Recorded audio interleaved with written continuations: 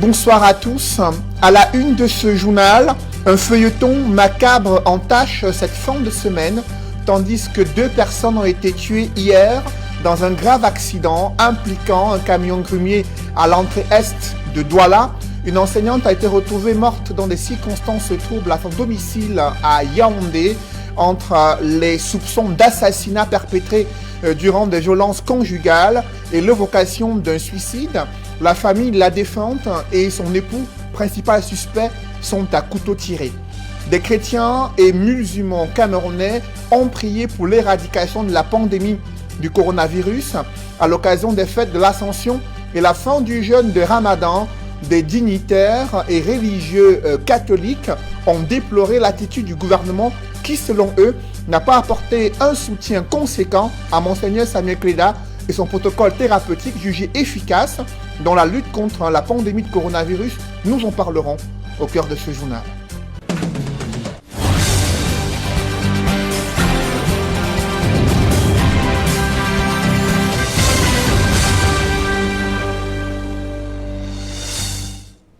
Merci de suivre cette édition complète de l'information sur Equinox Télévision. Un nouveau drame vécu en pleine ville de Douala.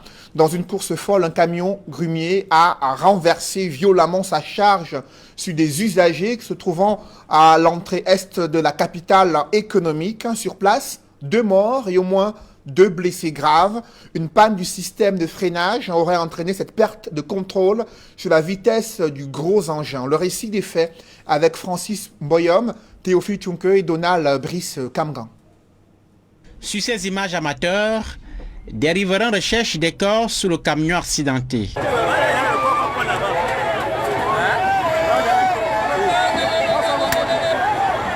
Peu après 18h mercredi, ce camion de type grumier achève sa course dans cette boutique d'ustensiles de cuisine. Le camion roulait sans Yaoundé-Douala d'après les témoins. Et c'est en esquivant un conducteur de moto ici au lieu du Pont Noir, aux machines d'Orpassi, que le pire s'est produit. Il a dérapé ayant perdu l'usage de ses freins, relate des riverains, traversant le terre-plein pour chuter ici. Sur place, 2 morts d'après une source à la commune de Douala 3e. Une femme et un enfant d'une dizaine d'années.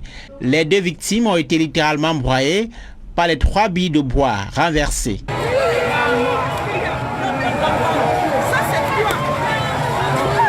Les blessés, 2 au total, sont le conducteur du camion et le conducteur de la moto, tous transportés vers des formations sanitaires. Le drame a longuement perturbé la circulation en soirée à la pénétrante est de Douala, où la police s'est déployée pour rétablir la fluidité. À l'espace d'à peine 1 mois, c'est le 2e accident mortel aux machines d'Orpassi, une zone de forte concentration humaine, notamment en début de soirée. La famille de Charlotte Claire Ngono était loin d'imaginer qu'elle vivrait une terrible tragédie dans son foyer. Retrouvée morte dans des circonstances troubles à Yaoundé, cette enseignante a été assassinée selon sa famille. Choquée, elle pointe du doigt son époux, un homme en tenue, principal suspect, et déplore le climat tendu dans un foyer où se multipliaient les disputes. Le mis en cause clame son innocence et affirme que son épouse s'est suicidée. Une enquête a été ouverte. L'affaire défraie la chronique à Odia, une banlieue de la capitale Yaoundé. Le récit des faits avec Rodrigue Ngassi et Marcelin Gansop.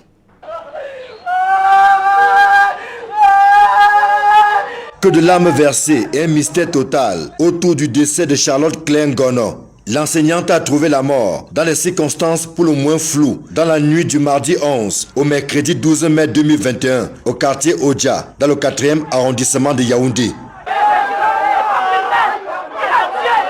Le cœur meurtri, sa fille se souvient que la soirée du mardi a été très agitée au sein du couple. Ils se sont disputés en soirée. On croyait même que ça allait s'arrêter.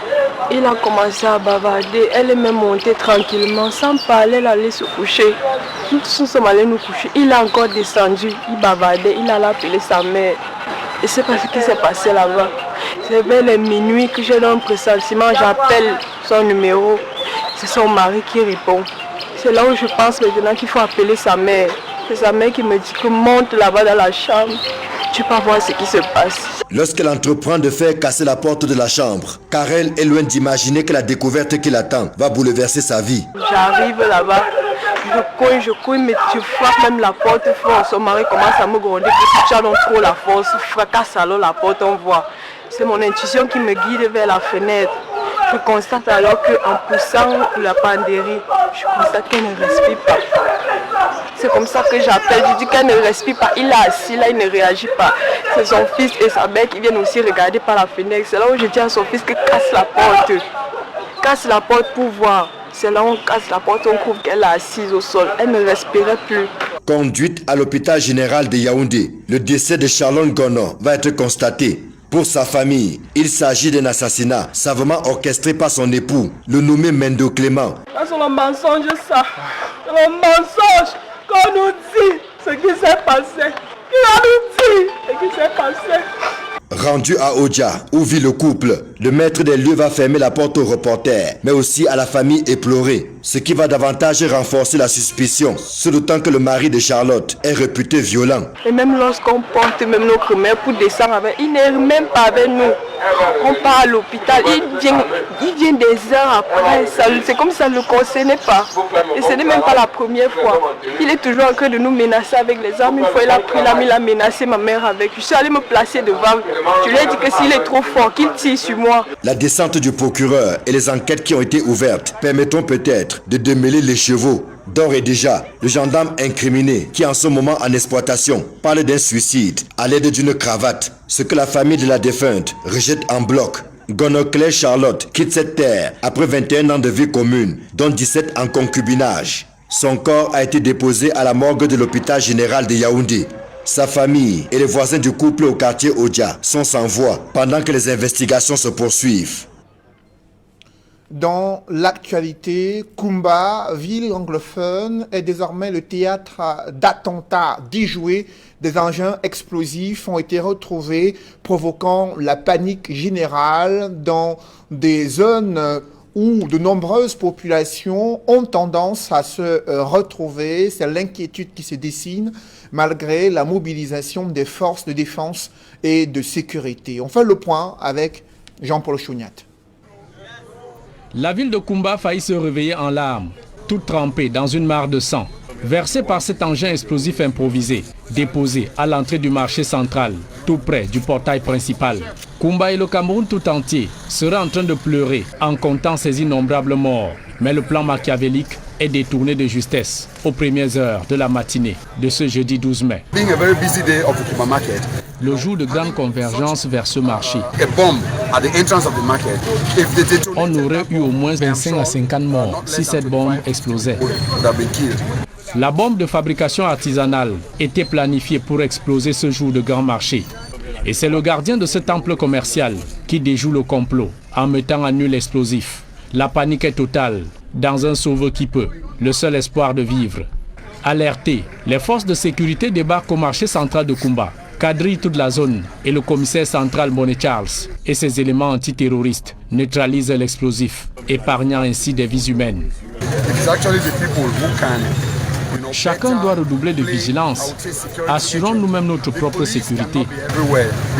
Les policiers, gendarmes et militaires ne peuvent pas être partout.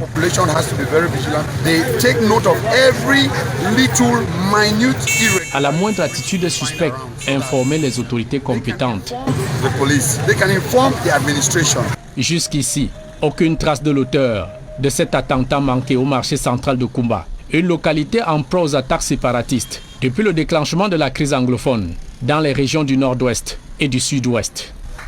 Et à quelques mètres du marché piégé, des flammes ardentes ont soufflé en partie un débit de boisson entre 4h et 5h du matin. Ça aurait pu être pire, mais l'incendie a été vite circonscrit. Dégâts matériels enregistrés, quelques casiers détruits, un téléviseur écran plasma parti en fumée. L'origine de l'incendie reste inconnue. À l'occasion de la célébration de la fête de l'Ascension, des fidèles chrétiens catholiques ont été appelés à barrer la voie à toute forme de violence et de haine au Cameroun concernant la stratégie de lutte contre la pandémie du coronavirus à travers le pays. Le célébrant du jour à la cathédrale Saint-Pierre et Paul de Douala déplore le manque d'accompagnement gouvernemental à l'archevêque métropolitain Monseigneur Samuel Cléda et son protocole thérapeutique jugé pourtant efficace selon des patients camerounais. Ambiance de célébration avec Equa Claude et Nadine Yambou. À la cathédrale Saint-Pierre et Paul de Douala, les fidèles chrétiens catholiques célèbrent la solennité de l'Ascension qui symbolise la montée de Jésus au ciel. Dans son homélie, le célébrant du jour s'insurge contre la montée du discours de la haine et du tribalisme au Cameroun, invitant les Camerounais à s'unir comme un seul homme pour le bien-être et le développement du pays. N'oublions pas que le prochain qui est en face de nous est créé à l'image et à la semblance de Dieu.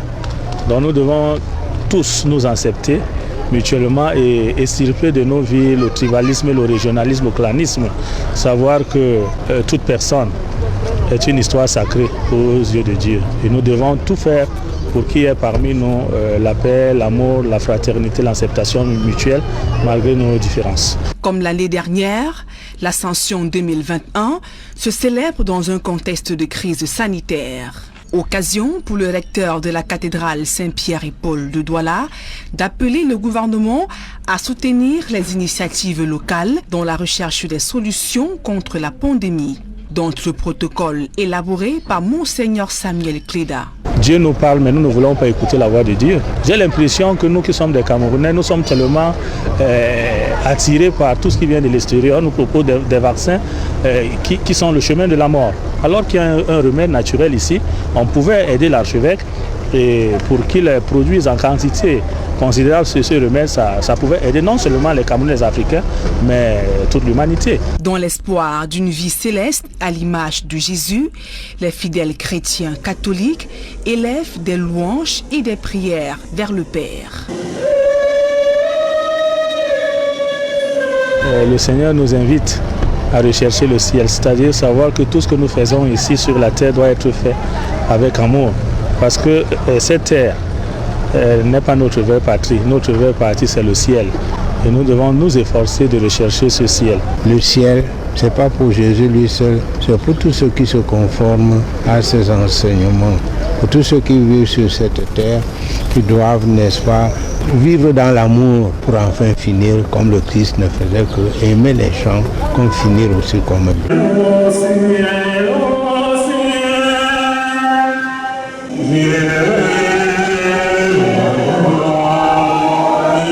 Célébrée 40 jours après la Pâque, l'ascension de Jésus nous envoie dans le monde entier prêcher la bonne nouvelle du salut contre toute forme de haine et de violence, afin que tous ceux qui croient soient sauvés. Des fidèles musulmans prient pour la paix et l'éradication du coronavirus au Cameroun. Ces sujets d'intérêt national étaient au cœur du message de l'imam au complexe islamique de Tinga à Yaoundé. La prière marquant la fin du mois de Ramadan s'est déroulée dans le respect des mesures barrières. C'est du moins le constat que font nos reporters Rodrigue Gassi et Marcelin Gansop.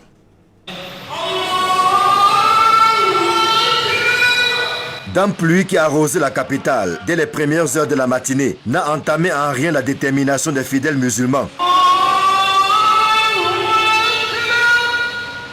Ici, à la mosquée centrale de Yaoundé, ils ont massivement pris part à la prière de fin de Ramadan, en dépit du contexte sanitaire difficile, mais dans le strict respect des mesures barrières de lutte contre le coronavirus. L'imam a précisé et a insisté sur le respect des mesures barrières vu la situation sanitaire du pays. Alors nous devons être vigilants car la situation est alarmante pour que le pays se porte bien et que la Covid soit éradiquée à plus jamais dans notre pays. Dans son sermon de circonstance, l'imam a justement insisté sur la nécessité pour tous les Camerounais de faire bloc derrière le gouvernement pour stopper la propagation de cette pandémie. Le corona n'est pas un problème individuel, c'est un problème collectif. Je demande à tous les Camerounais d'accompagner le gouvernement dans son combat contre la propagation du coronavirus.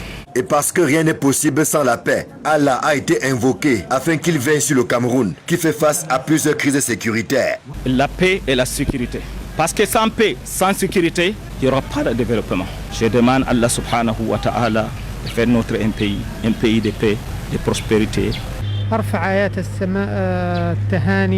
Après un mois de jeûne, d'abstinence et de prière, c'est avec un réel enthousiasme que les fidèles musulmans ont célébré ce moment tant attendu. Ça s'est très bien passé, par la grâce de Dieu, on remercie Allah. Je voudrais souhaiter bonne fête de Ramadan à toute la communauté musulmane par le monde. Nous remercions le Très-Haut parce que la fête s'est très bien passée. Nous avons pu jeûner dans de bonnes conditions, alhamdulillah, malgré le contexte sanitaire qui est assez difficile.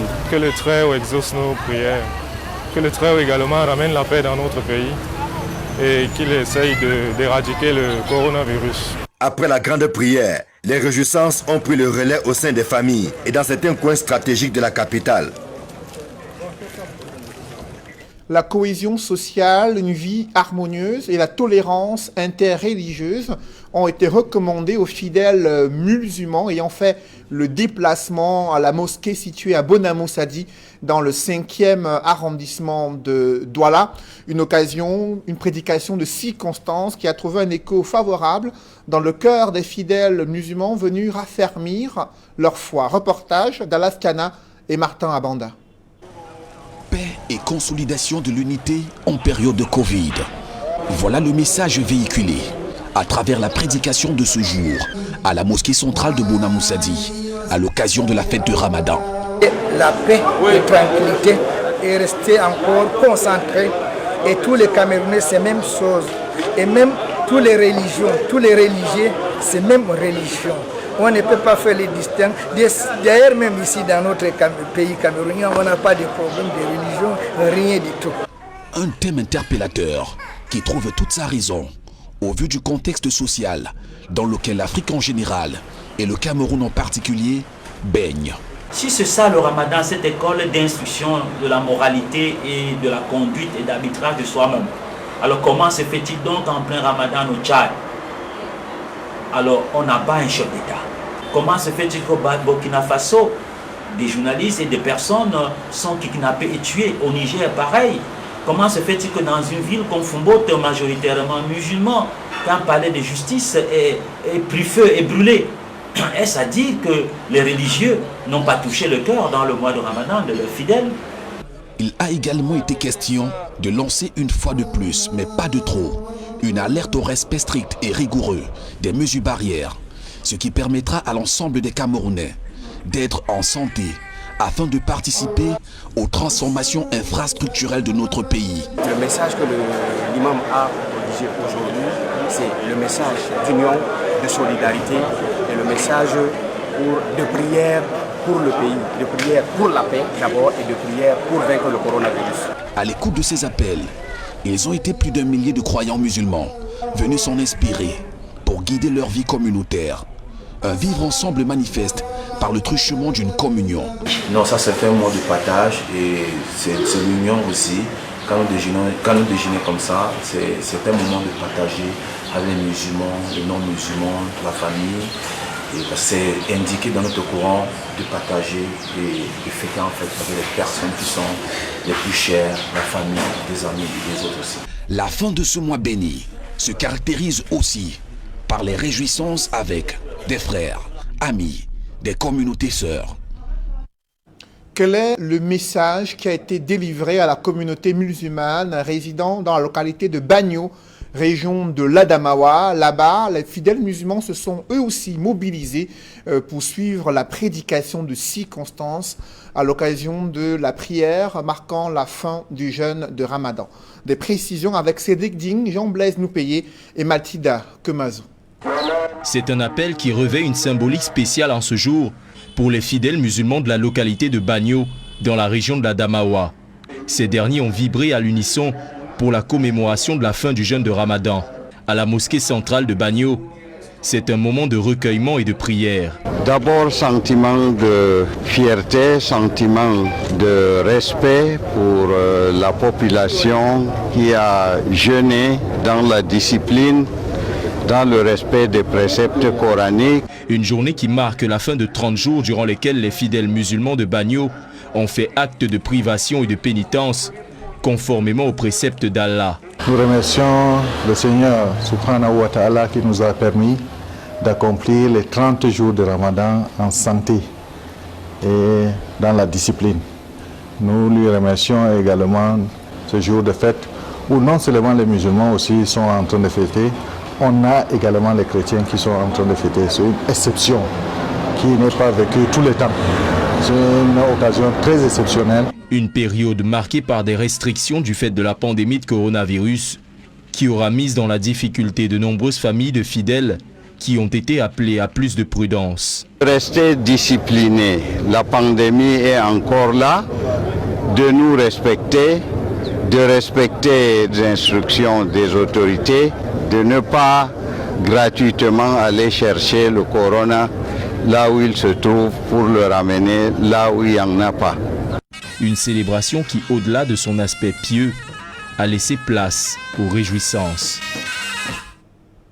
Et parlons des réjouissances en rapport avec cette fin du jeûne de Ramadan. Les fidèles musulmans ont ouvert leurs portes aux convives et voisins pour célébrer avec faste la rupture du jeûne. Des moments de réjouissance durant lesquels les mesures barrières ont souvent été reléguées au second plan. Joël Essengue Gizogo était au quartier Briqueterie à Yaoundé. Voici le reportage. Pour la fête du Ramadan à Yaoundé, le lieu indiqué, c'est naturellement le quartier Briqueterie. Et après une forte pluie qui s'est abattue sur Yaoundé durant toute la nuit, le soleil est de retour et la fête relative à la rupture du jeûne du Ramadan bat son plein ici à la Briqueterie, comme vous pouvez le voir derrière moi avec cette famille qui est réunie, mais également avec d'autres personnes qui fêtent allègrement et qui entendent partager avec l'ensemble des Camerounais, peu importe la religion de ceux-ci. Nous mangeons, nous discutons ensemble, nous nous épanouissons, boire et tout, c'est le partage. Nous accueillons tout le monde. Ceux qui viennent, les musulmans, les non-musulmans, ils sont les bienvenus. Et de fait, outre les musulmans qui célèbrent la fin du jeûne du Ramadan, d'autres Camerounais se joignent à la fête. Nous sommes en famille, oui, je suis avec mon beau-frère, ma fille et mon fiancé. C'est une fête, c'est la joie. C'est vrai que je suis chrétienne, mais ça tombe aussi un jour de fête et je viens fêter avec mes amis musulmans, c'est tout. Pour la plupart, sur le 31, les fidèles arpentent les rues où les commerces sont plutôt achalandés et pris d'assaut par les consommateurs.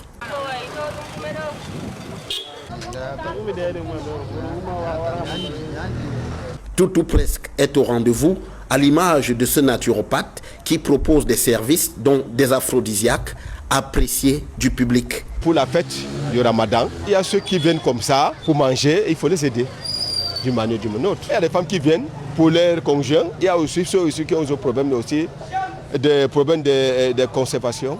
Il y a des fibrons, il y a ceux aussi qui ont la chlamydia, c'est mixte. Dans l'ensemble, le quartier Briqueterie ne déroge pas à sa tradition d'hospitalité et de générosité à la faveur du Ramadan 2021, comme l'apprécient ses visiteurs.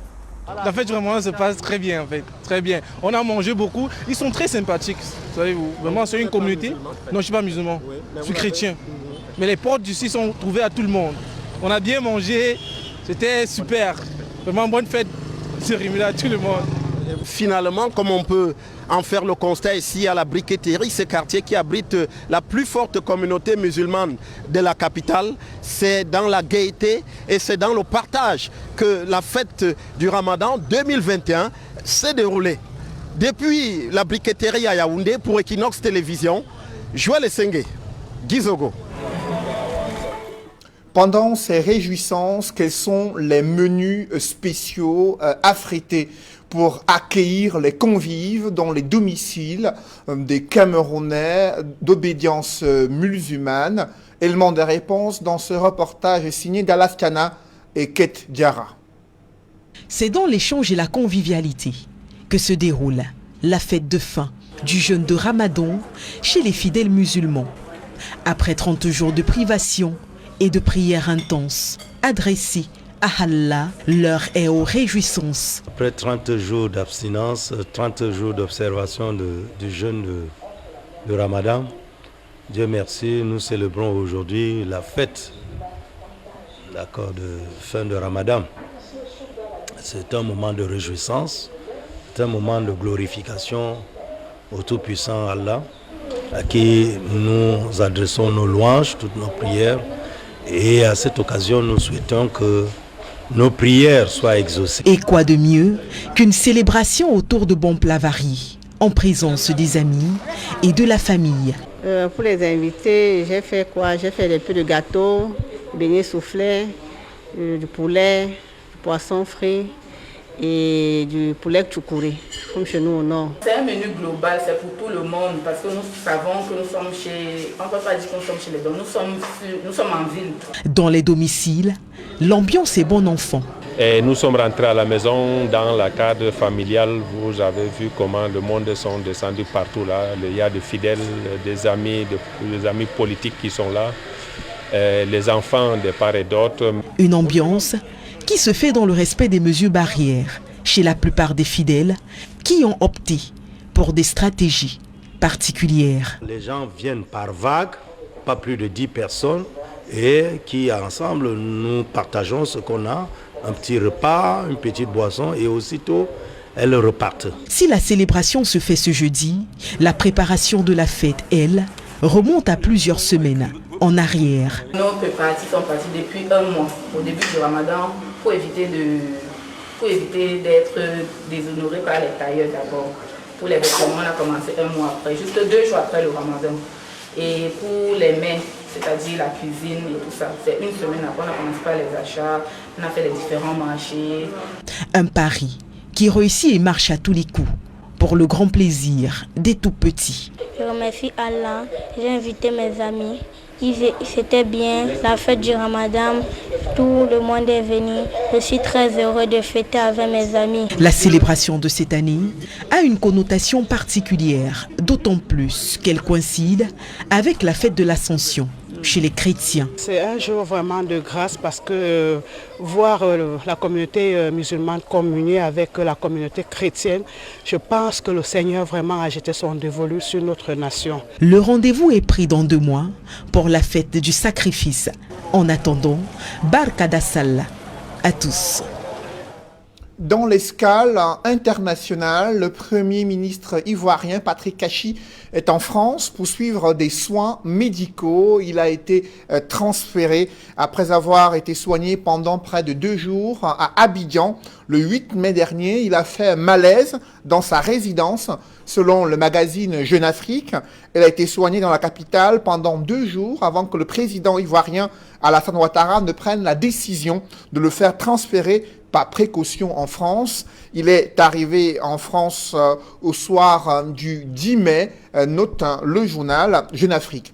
À présent, je vous invite à suivre la mouture internationale sur le continent africain, la dernière actualité au Tchad et au Mali. Elles sont évoquées, ces différentes actualités, par Julienne Berthe-Bissaille. 10 jours après sa mise en place, le gouvernement de transition présente son programme politique vendredi 14 mai à l'Assemblée nationale, réhabilité en attendant la mise en place du Parlement provisoire. Le dit programme, piloté par la nouvelle équipe d'Albert Pahimi Padaké, a pour objectif d'assurer la continuité de l'État, la préservation des acquis de paix et de stabilité et la poursuite des programmes et projets de développement jusqu'en octobre 2023. Au Mali, la mission d'évaluation de la transition mise sur pied après le coup d'État du 18 août 2020 a pris fin. Conduite par Goodluck Jonathan, médiateur de la CEDEAO dans la crise malienne, cette mission a rencontré les autorités locales, la classe politique et la société civile. À l'issue de ces assises, les militaires se sont engagés à rendre au bout de 18 mois le pouvoir à des civils élus.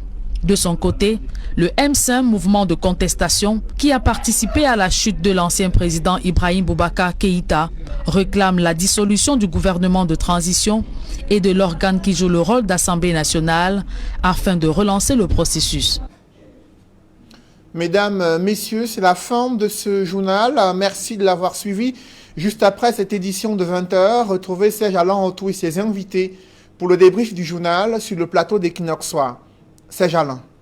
Célébration des fêtes religieuses, les mesures de distanciation sociale édictées par le gouvernement relativement respectées aujourd'hui. Vous l'avez vu, d'abord au complexe islamique de Tinga à Yaoundé, il y a eu un effort de faire respecter ces mesures barrières. Ce n'était pas le cas à Douala, où nos reporters se sont rendus, encore moins à Bagno, dans la Damawa, là où des fidèles musulmans ont tenu à pouvoir écouter les prédications de l'imam en pleine mosquée ou à l'esplanade de ces temples religieux, dans les familles également. C'était une équation difficile, tant il y avait du monde à recevoir, avec des petits plats confectionnés pour le plaisir des chrétiens qui ont tenu à communier avec leurs frères et voisins musulmans. C'est Alain. Voilà, madame, monsieur, c'est l'essentiel Equinox Soir, deuxième partie. Bonne soirée à vous, Cédric. Je vous souhaite une bonne soirée, Serge Alain. Rendez-vous lundi, 20h. Dans un instant, la suite, Equinox Soir.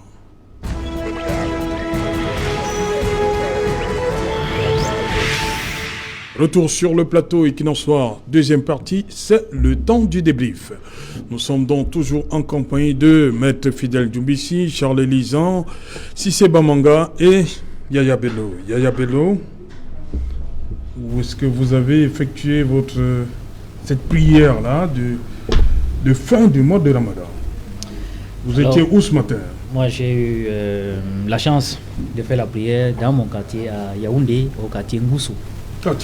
Oui, bon, il y avait eu beaucoup de pluie, donc c'était pas facile de se rendre plus loin que là. Donc j'ai fait ma prière à Ngoussou avec toute la famille. Voilà.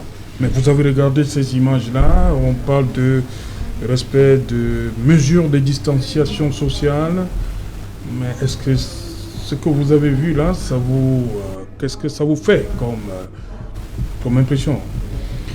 Bon, il faut dire, ce sont des faits. Il y a un relâchement dans l'observation des mesures barrières prescrites par le gouvernement depuis l'année passée pour barrer la voie au Covid. Donc, force est de constater, pour le déplorer, que ces mesures ne sont pas respectées à la lettre. Notamment ce jour de fête. Nous avons vu à travers les images que c'était difficile, les gens ne respectent pas. Donc, c'est pourquoi il faut que nous rappelons à nos concitoyens l'importance de respecter ces mesures pour barrer la voie à la propagation de cette pandémie, parce que c'est une affaire de tous et de chacun. Donc, le gouvernement, je pense, ils ont fait des efforts, ils ont prescrit ces mesures barrières, ils ont mis toute une batterie pour lutter contre cette pandémie, pour sa propagation, pour arrêter sa propagation. Maintenant, donc, à nous, chaque citoyen, chacun à son niveau, de faire des efforts, que ce soit dans les lieux publics et même à la maison. Il faut laver les mains, etc. et tout. Donc ça y va de notre intérêt à tous. Charles Lisan, toujours dans le communiqué du ministre d'État, secrétaire général, il dit qu'on vient de se prémunir par le respect des mesures barrières et par la vaccination. Est-ce que ce n'est pas ça qui pousse certains Camerounais? On sait que le vaccin est là, il y a une recette de grand-mère. Pourquoi il y a ce relâchement, selon vous? Le gouvernement ne cesse de rappeler les citoyens au respect des mesures barrières, et il y a les vaccins qui sont disponibles, mais avec ce qu'on a vu aujourd'hui, qu'est-ce qui peut bien pousser les Camerounais à ce genre d'attitude? Vous savez, quand on sommes leader d'opinion et qu'on a des gens qui confondent tout, parce qu'aujourd'hui les combats politiques sont devenus des faire valoir à certains pour faire passer des messages, on arrive à ce genre de scène. Il est quand même inconcevable qu'en pleine pandémie, qu'on ait une mosquée où des gens sont assis côte à côte, ils se touchent, ils se congratulent, ils s'embrassent. Il ne faut pas encourager ça. il ne faut pas non plus encourager le fait que, après la prière, les gens mangent en famille et ne respectent pas ces mesures. 2. La troisième chose que je veux dire, c'est que il ne faudrait pas toujours qu'on attende du gouvernement le fouet pour nous montrer comment nous devons nous comporter. Je suis un peu surpris que certaines personnes ne comprennent pas ça. Encore que, comme toute thérapie qui n'est pas obligatoire, la vaccination n'est pas obligatoire. Tout comme on ne discute ni des choix ni des couleurs, il y en a qui choisissent le flipagas, il y en a qui choisissent la potion, le cook de grand-mère, il y en a qui choisissent, il y en a aussi qui choisissent le vaccin. Si par ailleurs, tout le temps, par ailleurs égal, que tout ça concourt à remettre en place la santé, c'est bon. Charles, vous dites que ce n'est pas obligatoire. Oui. Lorsqu'on dit que lorsque les vaccins sont arrivés, on dit personne qui avait la priorité par rapport à ces vaccins, c'était le personnel de santé. Est-ce que quelqu'un qui fait partie de ce corps-là peut dire que je ne me fais pas vacciner? C'est Alain. Dans le corps médical. La vaccination n'est pas obligatoire. Parole du chef de l'État, la vaccination n'est pas obligatoire. Maintenant, il y a des priorités envers ceux qui acceptent de se faire vacciner. Ceux-là qui sont en charge de notre santé à nous sont ceux qui sont dans le personnel soignant, le personnel médical. Et c'est à eux la priorité de se faire vacciner.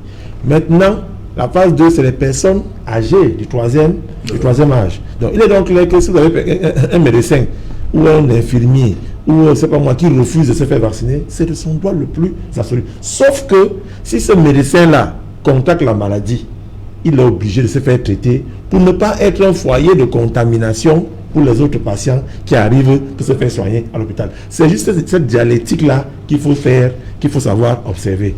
Donc, en ce qui me concerne, j'estime, par exemple, j'ai vu une image ailleurs, il faut en parler, en Allemagne par exemple. On a une mosquée d'un quartier qui n'avait pas l'espace nécessaire pour accueillir tous les fidèles en respectant la distanciation. Et c'est l'église luthérienne d'à côté qui leur a offert l'église pour la grande prière de la journée pour que les musulmans communient avec Allah et qu'ils puissent, en priant, être en forme, être en santé, en respectant les mesures barrières. Voilà là où la religion amène dans son dialogue deux communautés religieuses à s'asseoir tout en préservant ce qui est le plus cher à nous, qui est la santé. C'est vers là qu'il faut qu'on axe notre réflexion. La santé ce n'est pas le RDPC, ce n'est pas le SDF, ce n'est pas mon ami Sissi, c'est que nous tous devons nous asseoir et respecter les mesures. Même comme aujourd'hui, il y a un qui m'a dit que le fait d'avoir prié Allah, le courage ne peut pas l'attraper. Bon, j'ai dit bon, on me dit pour dire, alors avançons, mais continuons à respecter les mesures barrières. Maître Fidèle Doumbissi, on a vu ces grands regroupements-là, ces fêtes religieuses chez les chrétiens comme chez les musulmans. On exige, le gouvernement a demandé le respect de la distanciation sociale, mais on a vu autre chose. Ça veut dire qu'on peut faire autrement pour le 20 mai? On peut faire la même chose pour le 20 mai? Oui, il est vraiment déplorable que les compatriotes continuent à se comporter de façon irresponsable relativement à cette pandémie et que nous ne pouvons pas encourager ce genre de comportement. Il faut des mesures barrières, il faut respecter les mesures barrières, la distanciation sociale, le port des masques et laver les mains parce que nous avons vu autour de nous des amis et des parents mourir de cette maladie et que nous ne pouvons pas tolérer ce genre de relâchement. Mais ce n'est pas nouveau parce que même au début de la pandémie, depuis que la maladie sévit, nous avons observé dans d'autres sites comme les marchés et comme dans les lieux de loisirs où les gens prennent des libertés par rapport à cette pandémie et ne respectent pas les mesures barrières. Non, ce qui veut dire que depuis le début de la pandémie, il y a une partie de la population qui ne croit même pas à l'existence de cette maladie, tout comme lorsque le sida est survenu, les gens n'y croyaient, il y a certains qui n'y croyaient pas, jusqu'à ce que ça puisse atteindre les poches. Et aujourd'hui, il y a peut-être il y a des personnes qui n'ont pas encore connu des proches qui sont morts de ces maladies, et là ils continuent à ne pas croire. Il y a aussi un discours qui laisse croire que c'est pas que c'est une manipulation et que c'est une maladie fictive. Donc il y a des gens qui y croient et pensent que la maladie n'est pas là. Et il y a aussi le fait que nous sommes en 2021, après 2020. La psychose du début est un peu tombée. La psychose est un peu tombée du fait que la maladie, ça dit du point de vue curatif, il y a un peu une relative maîtrise. Nous avons vu aussi beaucoup de gens guéris de la maladie et que aujourd'hui il y a de la thérapie, il y a des médecins qui maîtrisent le protocole de traitement. Il y a par exemple la recette de Monseigneur Samuel Cléda qui aide beaucoup de nos compatriotes, et il y a beaucoup de témoignages dans ce sens. Donc, et peut-être, comme Élise en disait tout à l'heure, qu'il y a les recettes de grand-mère, la recette de notre pharmacopée, à laquelle beaucoup font confiance. Bon, aussi, peut-être que ceux qui étaient à cette cérémonie ont pris le vaccin, nous ne savons pas. Bon, nous ne pouvons pas déjà les accuser. Nous pensons aussi, nous espérons que le vaccin doit protéger contre la propagation. Mais les spécialistes nous disent que les vaccins ont pour effet d'atténuer la maladie, de rendre la maladie moins virulente et de la rendre une maladie bénigne. Donc pour que ça devienne simple, et de telle sorte qu'on puisse traiter et que le virus ne puisse pas atteindre les poumons comme c'est le cas maintenant, parce que ce qui est dangereux, c'est lorsque le virus attaque les poumons et ça devient un peu des cas critiques. Bon, nous pensons que oui, c'est bien aussi que la psychose soit tombée, parce que les psychologues nous disent que en matière de maladie, il faut d'abord être psychologiquement fort. Parce que quand vous êtes psychologiquement fort, il y a l'effet placebo qui peut même vous guérir et qui renforce le système immunitaire. Mais lorsqu'il y a la peur, ça peut faire des ravages. Donc c'est aussi à saluer ce courage. Donc, mais il ne faut pas oublier les mesures barrières. Voilà. C'est bien que la psychose soit tombée. Voilà. Si c'est Bamanga, vous également, vous étiez à la mosquée ce matin. Comment c'était de ce côté-là? Écoutez, on a respecté la distanciation? Écoutez, moi j'ai prié du côté de Douala 2e, à la mosquée centrale du vendredi, qui est en face de l'ancien étage, pas loin de la maison du feu baron du RDPC Douala 2e, M. Garba Aoudou. Ce que je vais vous dire, moi je reste ferme en cela. Vous savez que moi, dans un autre profil, je m'y connais en communication. L'État du Cameroun a échoué dans tous les secteurs sur cette année de Covid-19. Monsieur Zanki est assis ici. Il m'avait promis dans un réseau social, il connaît, qu'il devait m'envoyer la vidéo où lui s'est injecté. Depuis, il ne s'est jamais injecté. Le président de la République, dans tous les pays du monde entier, il s'est injecté. Nous avons vu les vidéos. Chez nous, même pour laver les mains, on n'a pas vu le président de la République le faire. Le monsieur qui a signé cette note, le secrétaire général à la présidence, le ministre d'État, il ne rassemble pas tout le gouvernement et ils se font vacciner. Nous on voit en direct. Non, les ministres sont Premier ministre, vous n'avez pas vu le Premier ministre? La vidéo, c'est le direct, M. Serge Alain. Donc vous voulez qu'ils aillent au stade de vous voulez que je parle de vidéos, de réseaux sociaux qu'on a montré? Non. Pour être sérieux, comment vous voulez? Nous avons besoin de voir nos gouvernants nous rassurer qu'ils se sont vaccinés. Vous voulez qu'ils fassent ça au stade des Japonais, au stade de l'Olympique? Aujourd'hui, laissez-moi parler au bout de mes idées. Aujourd'hui, il y a une vraie cassure entre les gouvernants et nous, le peuple. On ne fait plus confiance, et là c'est le citoyen lambda qui vous parle. Le peuple ne fait plus confiance à la République du Cameroun.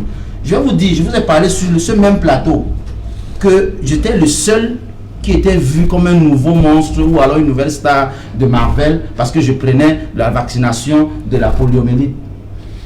En ce moment où je vous parle, il y a des campagnes qui se font, mais tout le monde me regardait comme ça. Le peuple ne fait plus confiance. Maintenant, pour la confiance, rassurez-nous, chers gouvernants, allez vous injecter, appelez Equinox et les autres, CRTV direct, les réseaux sociaux, vous injectez en ligne. Nous, comme ça, on va aussi venir s'injecter, monsieur Cézanne. C'est ce que je suis en train de vous parler. C'est de la poudre de perlimpinpin une fois de plus. On vend du VAM, on vend les maquettes. Vous savez que c'est comme ça la politique du renouveau. Moi, je pense que, et je vous le dis, j'ai prié là-bas, il n'y a aucune mesure de geste barrière qui a été respectée. Bien que le MINAC, en semaine, je pense que c'était mercredi ou jeudi, si je peux me tromper, a fait une petite réunion. Mardi ou mercredi, a fait une petite réunion avec les deux religieux pour leur rappeler qu'il faut respecter les gestes barrières. Les imams, les prédicateurs dans toutes les deux religions et autres religions, ils ne peuvent pas faire cet effort seuls. Pourquoi les grandes mairies de ville, là où M. Charles Lizama est en action, le ministre de la Santé et leur région, pourquoi ils ne sont pas venus, n'ont pas mis des personnes à l'entrée des mosquées pour nous rappeler les distances? On pouvait le faire, c'est pour 1 ou 2 heures de temps. Ils ont laissé les imams. Vous savez comment aujourd'hui tout le monde est têtu au Cameroun. Moi, je pense que l'État a failli une fois de plus dans son domaine et dans ces choses. Le pire, M. Cézanne, même au niveau de la communication, regardez dans d'autres pays, regardez dans d'autres chaînes du monde entier, la communication se fait encore. On rappelle des choses même. Je vais vous dire, hein, moi je suis à 50 mètres d'un hôpital district. On a pris un format A4. Excusez-moi, on a dit que vaccin de Covid-19 ici. Vous ne pouvez même pas voir ça. Qu'est-ce qui rassure? Quelles sont les campagnes faites pour rassurer les Camerounais? Parce qu'aujourd'hui, imaginez-vous, si on nous vaccine au moins à moitié, comme en Israël, ou alors en Allemagne, comme en Espagne aujourd'hui, où le masque, même quand on vous voit, on pense que vous sortez d'une autre planète, c'est-à-dire le masque n'est plus obligatoire. C'est le vaccin qui peut nous sauver. Mais comme aujourd'hui, il y a une fracture, il y a quelque chose qui s'est brisé entre nos gouvernants et le petit peuple, on n'aura que les yeux pour pleurer. On ne fait plus confiance à ceux qui nous gouvernent. C'est ça que moi je veux répéter cette affaire. Charles Elison. Si c'est vraiment je t'ai toujours donné comme conseil, quand on est un leader d'opinion. Tu t'es vacciné? Tu m'avais promis que tu devais te vacciner. Non, c'est volontaire. C'est volontaire. Allez-y, Charles Elison. Le vaccin n'est pas obligatoire. Il est là assis à côté de moi. Je peux. Vas-y, monsieur Jean. Si c'est vraiment je t'ai toujours conseillé, en tant que Claude Nobel et Neto, que quand on rentre dans un village, si les gens dansent le bikoti, que tu danses le mangambeu, il y a un problème. C'est toi qui as un problème. Et je veux continuer dans le même conseil pour te faire comprendre que pour se faire plaisir et plaire, on n'a pas besoin de crier et de raconter des histoires. Tu as aujourd'hui interpellé Douala Deuxième. Je suis le Douala Deuxième. Je ne peux pas te laisser dire certaines choses. Le maire de Douala Deuxième, maire Denis Fampo, le maire de la ville, qui était pas, il n'y a pas une semaine, chez le chef Ousseini Labo, avec des dons que les gens ont fait, et plus tout ce qui concerne le matériel de lutte contre le coronavirus, sans oublier l'action des élus, comme Ousseini Zakari, notre jeune frère qui est le deuxième adjoint qui a fait des dons là-bas pour lutter contre le coronavirus. Vous avez pris les seaux, les gels, le savon, vous avez mis dans vos chambres.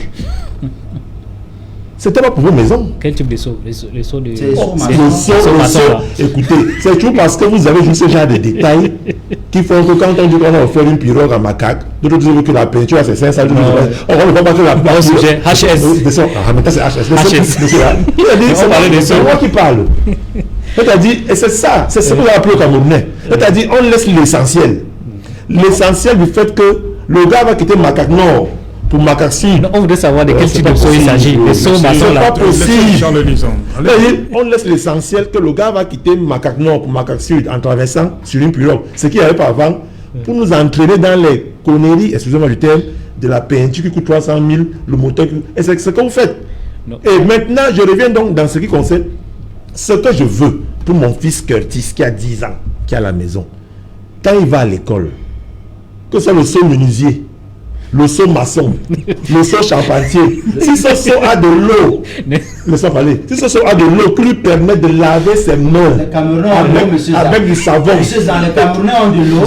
Les Camerounais ont de l'eau dans ce pays. Je vais répondre. Les Camerounais ont la lumière dans ce pays. J'arrive. Si c'est, j'arrive. Si ce seau-là a de l'eau qui lui permet de laver ses mains et du savon, c'est ça qui est essentiel. Ce n'est pas le coût du seau ou la qualité du seau. C'est parce que vous déviez ce qui est important, ce qui est utile pour vouloir faire plaisir aux uns aux autres. Quand M. Sebamanga nous parle des gouvernants et du peuple, aujourd'hui il est l'ambassadeur du peuple. Tu parles de quel peuple? On mesure à Equinox Soir le degré d'amour qu'il y a entre un peuple et ses gouvernants. Parce que Cissé estime, ça veut dire que le peuple gouvernant s'est cassé. C'est le même Cissé qui estime que tel ne s'est pas fait vacciner. Et c'est alors que le modérateur te fait comprendre qu'il y a eu des campagnes de vaccination. Tu estimes que non, c'est des fake vidéos. Tu es dans ta logique. C'est dans ta tête. Vous m'avez promis de vous vacciner, oui ou non? J'allais pas parler. J'arrive.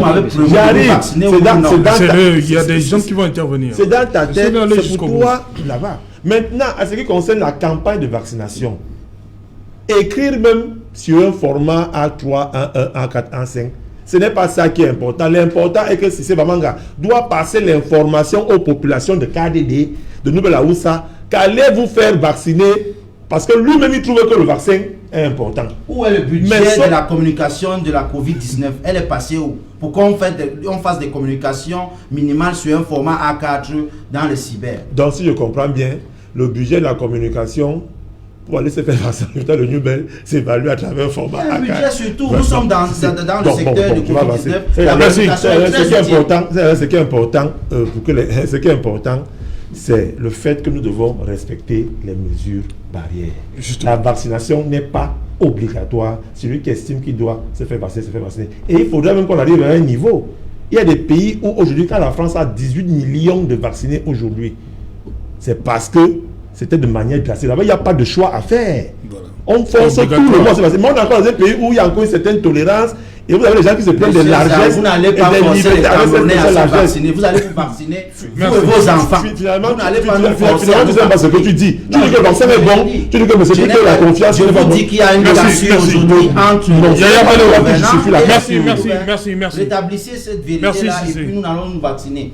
Yaya Bello, on est parti quand même d'une période, comme a dit la relevée Maître Djumbissi, il y a 2020, la psychose était là. Aujourd'hui, 2021, ça a baissé. C'est ça qui entraîne ce qu'on a vu là, que les gens se marchent pratiquement dessus. Non, ça, alors que le gouvernement continue de marteler le respect de ces mesures-là, la mesure de distanciation. Avant de répondre à votre question, je veux réagir à ce qu'a dit Charles Elisan, même si ce n'est pas le sujet du jour. Il parlait de la pirogue. Moi, je ne veux pas rentrer dans ce débat-là. Moi, je pense que c'est juste un piège. Vous dites que vous ne voulez pas rentrer dans ce débat. C'est juste un piège. Parce que nous avons fait œuvre sociale efficace. Les populations sont satisfaites. Maintenant, on nous dit que nous avons détourné 5 millions. Moi, je pense que c'est une injure. On parle du PCRN. Nous avons des élus, nous avons des députés. Je vous dis, au PCRN, chaque membre du comité directeur national est capable d'enlever 5 millions. On pouvait même sortir 5 millions de nos caisses. On achète la pirogue. Bon, ce n'est même pas là le débat. Je ne veux pas tomber dans votre piège. Vous êtes simplement... C'est une sorte de jalousie vis-à-vis de nous. Alors, pour revenir sur votre préoccupation, moi je pense que s'il faut établir les responsabilités sont partagées de tous les côtés. Du côté du gouvernement, on ne peut pas nier qu'il y a eu des efforts, des vrais efforts. Même si aujourd'hui il y a un sujet sur des éventuels détournements de fonds Covid qui aurait même amené la présidence à reprendre la gestion de la Covid en créant une task force à la présidence. Tout ça, c'est un débat. Maintenant, de l'autre côté, le citoyen ne peut pas dire « Ok, nous, on n'est pas concernés ». Non, le citoyen aussi doit montrer sa citoyenneté. Il doit être un bon citoyen. Un bon citoyen, qu'est-ce qu'il fait?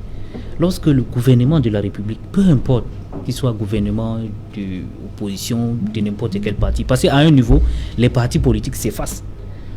À un niveau, on est en famille. C'est la nation. Donc lorsque l'État décide, lorsque l'État prend des dispositions, un bon citoyen doit tout simplement respecter. Donc, on ne saurait dire aujourd'hui que si les gens ne respectent pas les mesures barrières que le gouvernement a édictées depuis le 17 mars 2020, que c'est la faute du gouvernement. Le citoyen aussi a un problème. C'est pour ça que je réitère mon appel à l'endroit de nos concitoyens. Respectons les mesures barrières.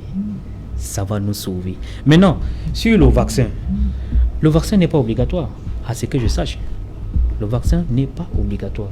Mais maintenant, l'État, on ne peut pas vacciner tout le monde. Je crois que on a fait venir combien 400 000 vaccins, non 400 000 doses de vaccins. Non, c'est la dernière. Ça, c'est la dernière. Bon, je pense qu'on n'a même pas 1 million de doses au Cameroun. Donc, ça veut dire qu'on ne peut pas vacciner les 25 millions de Camerounais. Il faut procéder de façon stratégique. Il faut cibler certaines catégories de la population, comme les médecins, les gens qui ont le 3e âge, etc. Donc, maintenant, donc, l'État n'a pas empêché aux personnes qui ne sont pas, les catégories de la population qui ne sont pas indiquées, par exemple les médecins et autres, de se porter volontaire pour se vacciner. Donc, monsieur Zan est libre de vouloir se vacciner ou pas. Il n'y a pas de souci. Donc, moi je dis donc que, une fois de plus, il faut que nos concitoyens soient responsables. Voilà, Ahmed Fidèle Djoubissi, on va donc terminer par la question qui nous a réunis ici ce soir. Est-ce que cette absence de l'annulation de ces cérémonies officielles pour le 20 mai, ça a un impact sur l'unité du Cameroun? Surtout quand on sait que depuis bientôt 5 ans, il y a une partie du Cameroun certains Camerounais de ce côté-là disent qu'ils ne se reconnaissent plus en cette République. Je pense que la célébration de la fête de l'unité n'est pas l'élément le plus important en ce qui concerne l'unité de notre pays. Et je voudrais embrayer sur ce que Elisa a dit tout au début de l'émission en indiquant que l'unité, c'est pas la célébration, l'unité se construit. Et il faut relever aujourd'hui que cette unité est galvaudée et que ceux qui tiennent les rênes du pouvoir aujourd'hui ne se préoccupent pas de la construction de cette unité. Et vous avez bien fait dans votre mot introductif en indiquant le rappel historique et comment nous sommes arrivés à l'unité. On était déjà un pays fédéral, République fédérale du Cameroun. On est passé, fédéré, on est passé à République unie du Cameroun, à plus République du Cameroun. Tout à fait. Et aujourd'hui, cette unité-là doit être construite. Et cela doit être fait sur un triple plan. Je pense il faut travailler sur le plan de l'intégration nationale, le plan de la participation. Est-ce que nous ne voyons pas aujourd'hui la participation de tous les Camerounais aux affaires publiques? Et également travailler à ce que tous les Camerounais puissent partager les ressources de notre pays. Et c'est là qu'on peut parler du vivre ensemble. Parce que le vivre ensemble, ça suppose que nous sommes des citoyens égaux pour ce qui est des ressources de la nation et pour tout ce qui est des avantages qui concernent la nation. Non, au-delà du rituel, parce que la fête, la célébration, c'est un rituel, c'est une manifestation de routine. Et comme j'ai dit tout à l'heure, parce que l'unité, c'est un concept sacré. Et que pour aller vers le sacré, il faut passer par le rituel. Donc c'est une façon de manifester et de faire que ce soit intériorisé en nous. Voilà. Donc il ne faudrait pas négliger ça. C'est pas à négliger, mais ce n'est pas l'essentiel. L'essentiel, c'est qu'on travaille pour que les Camerounais tous se sentent unis, se sentent Camerounais. Et qu'il n'y ait pas des Camerounais qui sont plus Camerounais que les autres, comme nous observons aujourd'hui, et qu'il y a des éléments dysfonctionnels dans notre législation qui ne concourent pas à l'unité. Par exemple, lorsqu'on fait la différence, on fait le clivage entre autochtones et allogènes. Ça ne peut pas contribuer à ce que les Camerounais se sentent intégrés.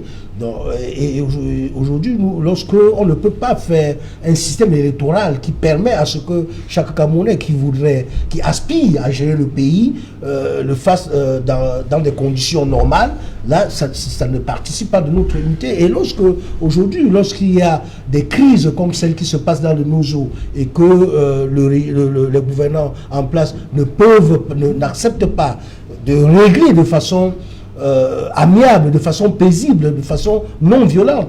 Cela démontre qu'il n'y a pas la volonté de préserver l'unité, du moins pour ce qui a été conçu jusqu'à ce jour. Parce que notre unité, pour l'unité nationale, il reste beaucoup à faire. Et pour construire cette unité, nous devons nous placer dans les conceptions de la nation, parce qu'il y a deux types de conceptions de la nation. Il y a la conception qui est culturelle et ethnique, c'est cette conception allemande.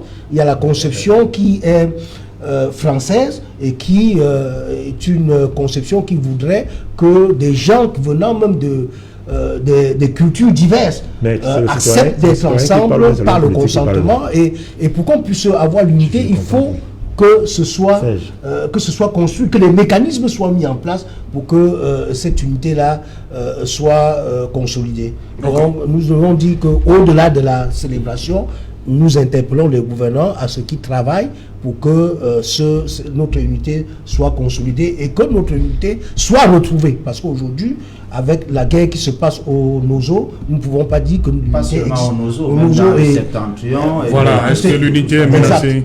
Exact. Si c'est pas bon. Ok, l'unité est menacée, mais nous avons encore la chance d'espérer, M. Serge-Alain. Je pense que ceux qui nous gouvernent aujourd'hui peuvent encore arranger les choses, parce qu'on dit mieux vaut tard que jamais. Rapidement, j'appelle comme ça les amis et les frères de mon panéliste de droite de faire tout et tout de laisser le Cameroun comme on les avait remis cela. C'est tout ce que nous nous demandons, et je m'arrête cela. Laisser le Cameroun comme on les avait donné le Cameroun comme ils le savent. Alors faites tout, autant pour moi, faites tout pour remettre le Cameroun aux Camerounais comme on vous avait donné. Monsieur Serge-Alain Autour, si je vous donne cette bouteille d'eau, je dis, je reviens la chercher après 20 ans. J'ai besoin que vous me la remettez comme je vous ai. Donc j'ai pas le droit de boire. Vous pouvez boire, vous pouvez augmenter, mais pas réduire. Je parle, le Camerounais me regarde, il me suit. Voilà. Oui, d'abord, pour sortir de l'émission, rapidement, Yaya Bello, 30 secondes. Unité nationale. Oui, je dis que l'unité nationale, c'est une construction permanente. Oui.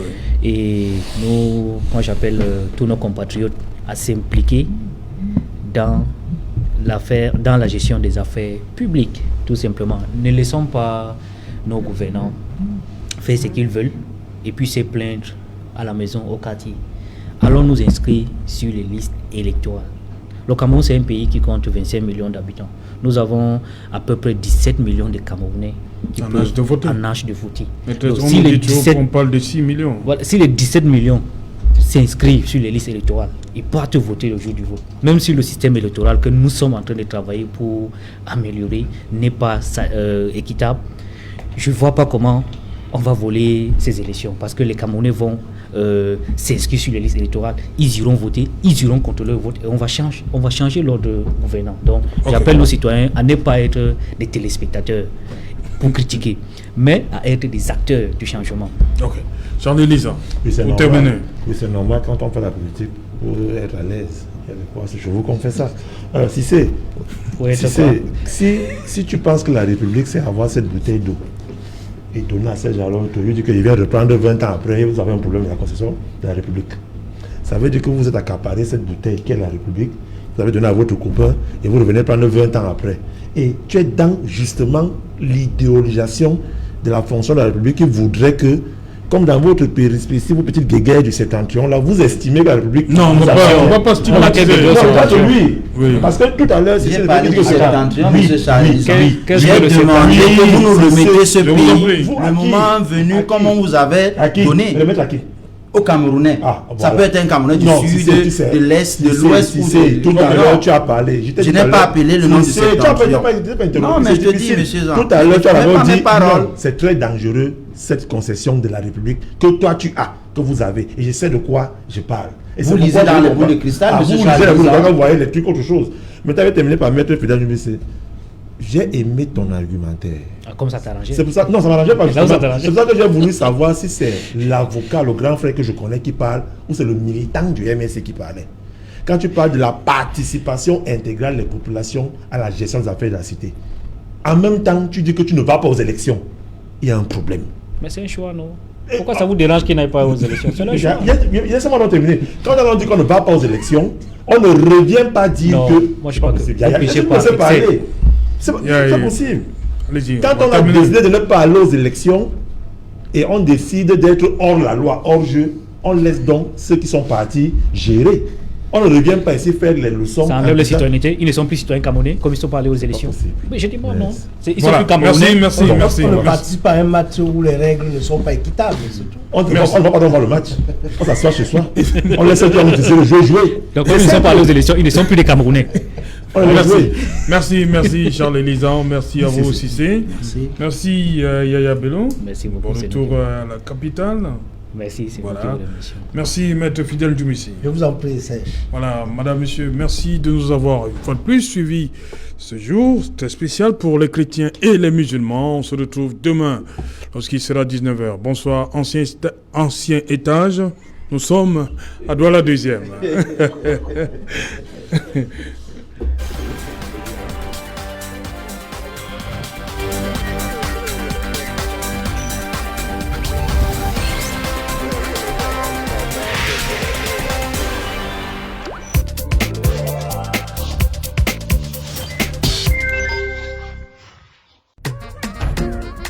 Un forfait? Reçois un bonus imbattable